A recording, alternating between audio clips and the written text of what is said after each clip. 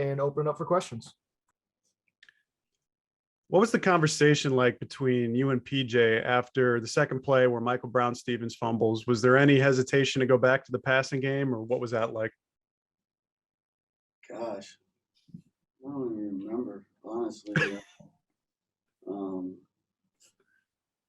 It was normal, you know. I was probably mad because we fumbled. He was probably mad because we fumbled.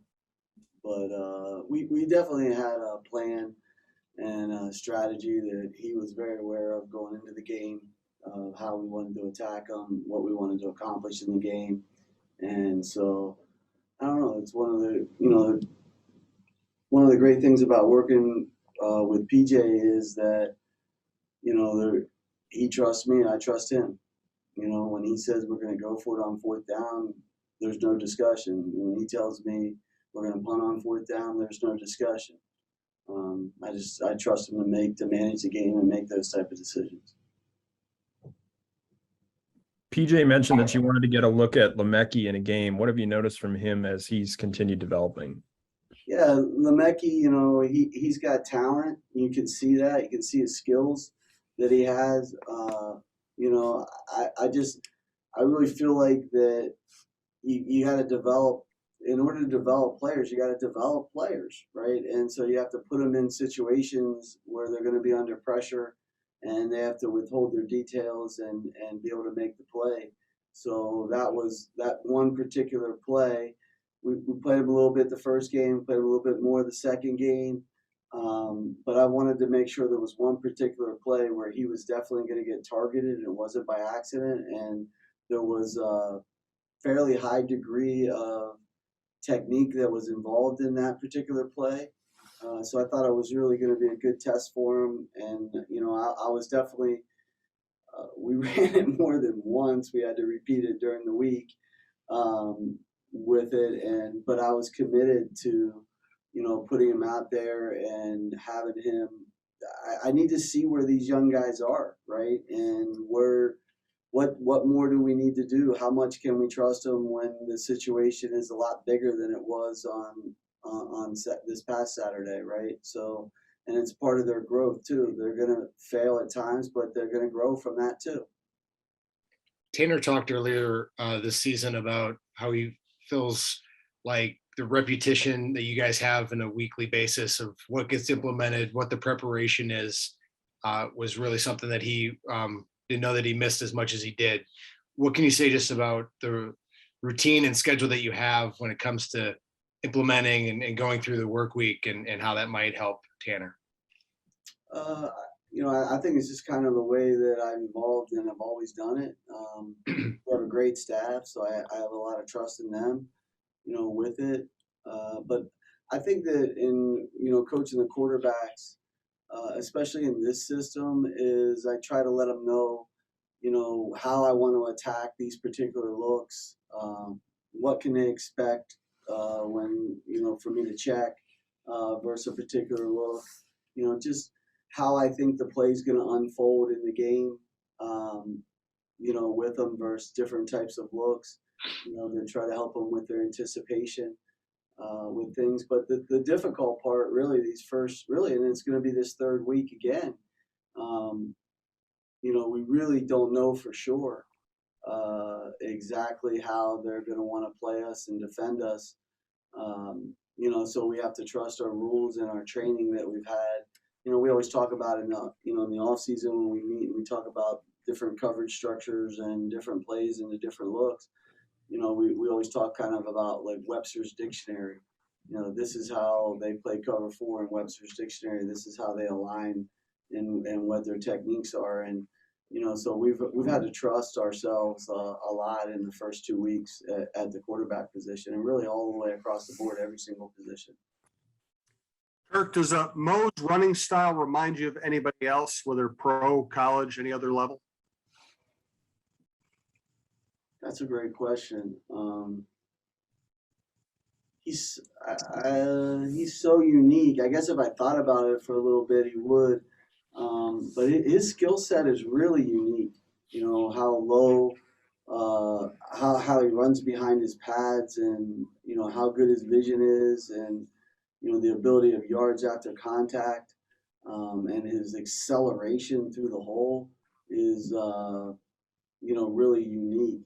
Um, when I think about NFL guys, because I don't watch a lot of NFL games anymore, I go back to like the 1970s and 1980s, and think about those kind of guys. But I'm not really sure. Joe or Kirk, Preston Jelen got his first touchdown last weekend, and pretty cool moment for the team. What was your thoughts on that? Yeah. I gotta tell you, a little emotion went through me, in the press box when, I saw that happen. It really did, and I get a little emotional right now thinking about it. We played that play for the whole offense to see, because I thought it was special. He's had to deal with a lot of adversity, and he's responded in a positive way in every manner.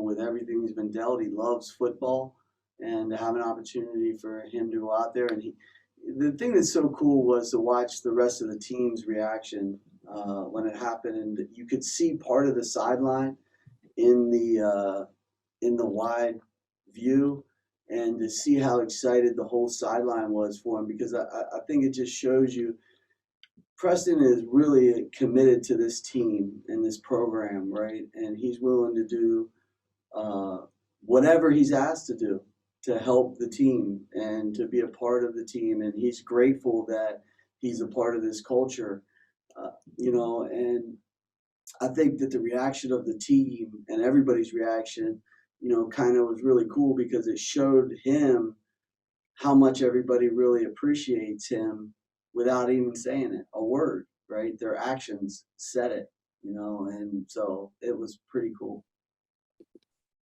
What's your assessment of the Colorado defense based off the first two games? Well, Air Force is really difficult to analyze.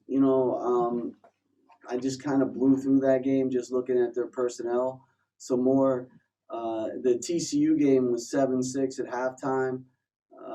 It was I think it might have been 14-6 in the fourth quarter.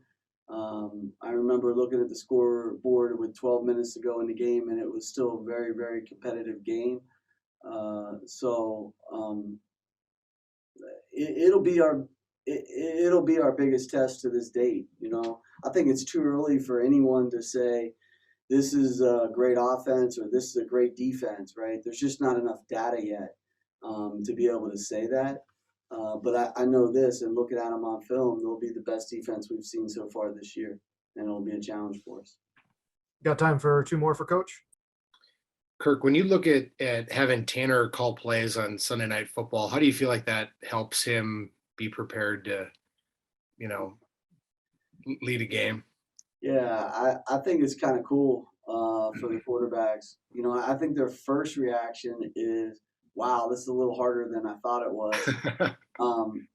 And it's harder than it actually is in the game, because they don't really have any real preparation, right? Sure. Somebody just says, hey, you're going to call the Rovers, right now, go do it.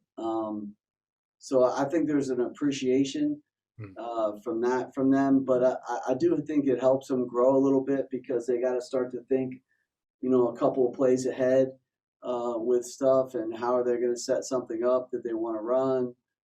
Do they have the right? They've got a shot play. Do they have the right look? Do they want to? The shot play is no good if you don't have the right look. So it's good. It's fun, and I especially like it whenever like they get like a delay game or something. With it, but they do a great job with it, and I think it helps them grow. It gets them to think a little differently, right? Yeah. We want them to think like a coach. I want them to think like me out there. They don't have to make the same decision that I would make, but I want them to think deductively the way I would think. So it just kind of helps them take that another step further with things. Anything else for Coach? What are the keys to helping quarterbacks reach the point where they're confirming at the line of scrimmage, maybe versus discovering at the snap? Yeah, I think that we talk about like a think box and a play box, right?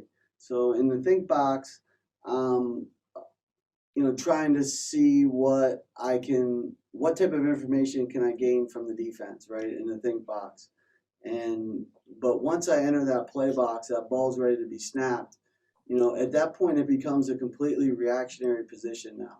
We never want to assume, but we might be able to gain information that that information, maybe we can apply it to the play. Maybe it really doesn't matter what we've got. So, but I do think that the quarterback needs to be good at making that type of transition from that thinking, because once the ball's snapped, you can't think anymore. You got to react, or it's paralysis by analysis. I believe with a quarterback. So, I just think that, do all your thinking in the think box and then react from there. But the key thing is you're gaining knowledge by looking at the defense is really what actually really matters. Applying that knowledge to that particular play is the key thing, right? Otherwise, knowledge is only power if you know how to use it. And otherwise it's just useless information. So learning how to use that information is really a key transition for quarterbacks, right? And get some, I think that's when they really are mastering the system, whenever they start to learn how to apply the knowledge. But sometimes you don't know anything, like you look at it and you're like, wow, this is a heck of a disguise. Right, which is also important. Then at that point, I just need to take a deep breath and think about, okay, what are my fundamentals for this particular play? Where do my eyes need to be? And whatever they do, I'm ready to react to it. Okay, thanks for joining us today, Coach. We appreciate it. You got it. Thanks, guys. Good.